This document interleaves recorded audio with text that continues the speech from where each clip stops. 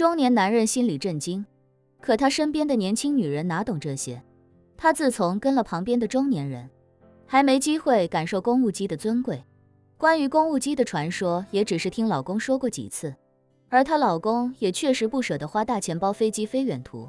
一般也就谁家公务机正常出勤去某个城市，或者刚好从某个城市来金陵，放空回去不划算，所以就通过中介放出消息，返程机低价甩卖，给个几万块钱油钱就顺手把人捎过去，就跟出租车司机跑远途结束之后便宜点拉个回头客一样。男人为了装逼，曾经花10万块钱从金陵飞过一次长安，就那一次经历成了他日后吹牛的底气，跟女人说自己平时无论去哪都是包公务机，但这次去马尔代夫实在是有点太贵了。虽然没有美国那么贵，但正值春节假期，价格上涨，报价下来也要将近100万，他实在不舍得，才编造了一个公务机被约满了的谎言。马兰是个善于发现别人弱点的人，看到那女人只顾着拍照的样子，就知道这女人跟自己一毛一样，但自己的经验肯定比她丰富多了，碾压她就跟玩一样。女人此时有些不爽，放下手机盯着马兰，气恼地说：“你这死老太婆真的烦人，我老公平时给我花钱大方得很，这次就是没有约上，哪轮得到你在这逼逼？说的好像你就做过岳阳包机似的，什么东西啊？”马兰哈哈一笑，心里暗骂：小丫头片子，你马奶奶2句话就把你带沟里来了，还跟我斗。想到这，他直接把手机递到2人面前，冷笑道：看这条朋友圈视频，点开好好看一看。男人有些诧异，接过视频一点开，就发现是在一架内部装修极其豪华的私人飞机里，镜头里3个空乘人员向着拍摄视频的方向深深鞠躬，为首那人嘴里恭敬地说：尊贵的马女士，欢迎您乘坐本次航班。本次航班从金陵直飞美国普罗维登斯，空中飞行时间大约为15个小时。我是本次航班的乘务长，我身边这2位是我们乘务组的乘务人员，我们3个将在接下来这次飞行中全程为您一人服务，您有任何需要都可以随时吩咐。男人看到这里，人已经傻了。马兰这时一脸倨傲地说：不妨告诉你，我坐的这架飞机是大名鼎鼎的湾流 G650， 听说过吗？他瞪大眼睛看着马兰，心中惊呼：这他妈老娘们什么来头啊？包这么好的私人飞机去美国，关键还就他一个人，这他妈飞一趟就得花个100来万的，来回至少200万，这是家里有矿吗？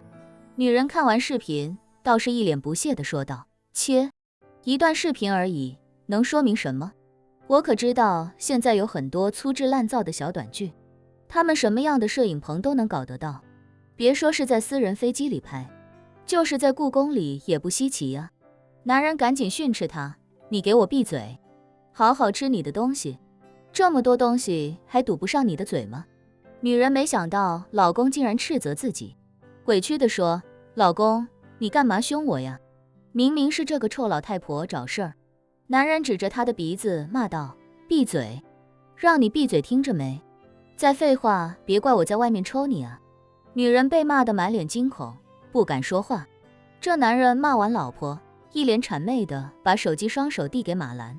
恭敬地说：马女士，哦不，马姨，不好意思啊，我们有眼不识泰山，您别跟我们一般见识。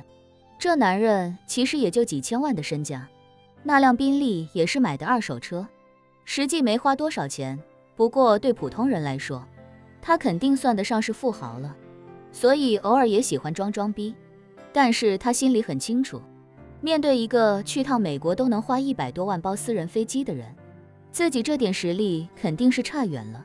马兰没想到这家伙刚才在机场外面还那么横，看了自己朋友圈一条视频就立刻怂了，脸上立刻浮现起了胜利者的得意笑容，同时他心里也在感叹，平时喜欢发朋友圈装逼，他就是没坏处，今天不就派上用场了吗？想到这里，他冷哼一声，对那男人说道：年轻人，我告诉你，出门在外，不要总觉得自己最牛逼，要知道什么叫山外有山，人外有人。我老公毕竟是书画协会的领导，平时出门不能太过招摇。如果只是我一个人去马尔代夫，肯定还是湾流 G650。你以为我愿意跟你们这种人一起坐头等舱吗？中年男人的气势已经完全被马兰压住，赶紧陪着不是。对，马姨您说的对，以后我们一定低调一些。马兰满意的点了点头，轻描淡写的说道，这次就这么算了，以后多注意吧。说完，昂着下巴转身走回到了家人身边。肖长坤都惊呆了，见马兰回来，立刻低声问他，老婆，你啥时候坐私人飞机去美国了？我怎么不知道？肖初然此时也是满脸惊奇，他自然知道妈妈去过一次美国，之前自己在普罗维登斯读大师班的时候，妈妈说想自己了，去过美国一次，但妈妈从来没说是坐私人飞机去的，而且他怎么可能有钱坐得起私人飞机呢？肖初然也忍不住问，是啊妈，我怎么也没听说过你坐私人飞机去的，你哪弄的私人飞机啊？马兰有些不太自然，扭扭捏捏的低声说，之前不是老去海港城买东西吗？有一家珠宝店，正好搞什么促销抽奖，1等奖价值120万，结果就让我抽到了，你猜怎么着？他们不是给120万块钱，他们是提供一次价值120万的美国包机，而且这个机会放弃了就等于浪费了，也不能折现。我一想，反正你们在美国呢，我就顺便去看看你们喽。肖长坤又惊又喜，好家伙，老婆你还有这个运气呢，这也太牛逼了。而且你说刚才让那家伙看朋友圈，你发过朋友圈吗？我怎么不知道啊？马兰咳嗽2声，提醒他，你小点声，别让人听见了。说完，这才补充道，我当时发朋友圈把你们都屏蔽了，不想让你们知道，低调，懂吗？肖长坤一脸疑惑，你把家里人屏蔽了，算哪门子低调啊？此时的肖初然心里疑惑极了，心想，什么珠宝店会推出这种匪夷所思的抽奖和奖品，肯定不对劲。接着他就想到了身边的叶晨，心里瞬间豁然开朗，如果这一切都是叶晨暗中运作的，倒是不足为怪了。